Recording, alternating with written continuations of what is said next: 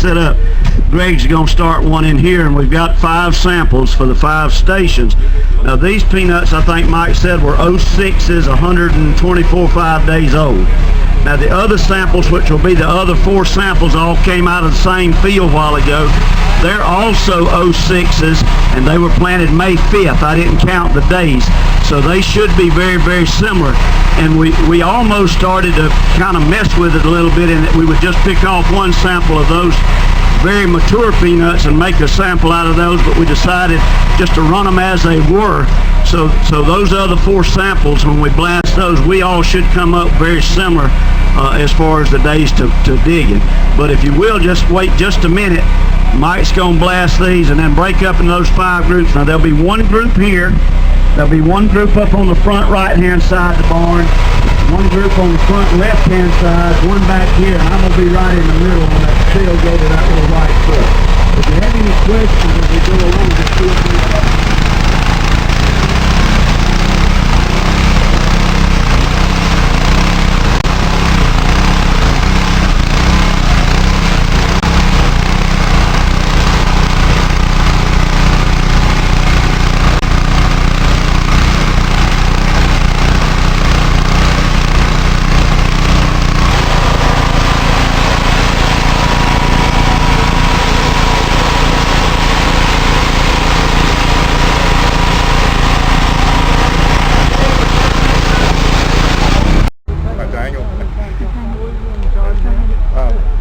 This is the peanut profile chart.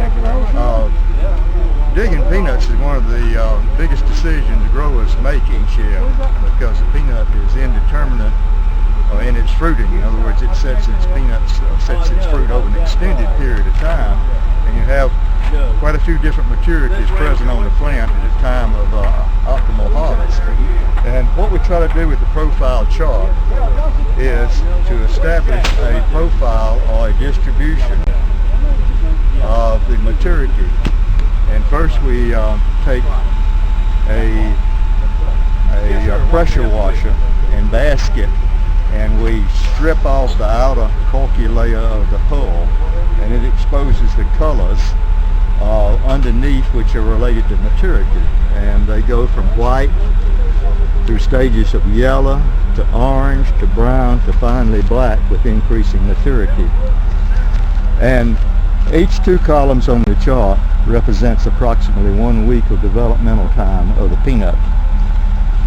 And normally we will have a profile that will start developing gradually. It'll reach a peak and then generally drop off, and sometimes we'll have more peanuts on the plant than the plant can mature out, and we will not harvest them. But the way we would use it is that we would just lay the peanuts on the chart, and then we would make a projection. In other words, with this particular chart, we would like to project, where it says 17, we would like to project that to the edge of the chart. In other words, each half week it moves a column under a normal environment, under normal growing conditions.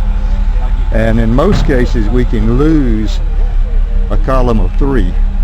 Since this is 200 pod sample, that represents about 1.5% of the crop. In most cases we can lose that much and have offsetting weight gains. But to get beyond that, then the peanuts that are still gaining in weight will not offset that amount. So that's generally how we would go about using it. We can also see sometimes split crops when peanuts are not developed normally, or you have an initial pod set, and sometimes drought or some stress will come in, and it delays development, and then it'll try to make up. But we can see things like that. We can use this as a tool to help order fields to harvest, and it's one of the major tools growers use, and our county agents do a wonderful job in advising growers and using this to help determine the optimal harvest date.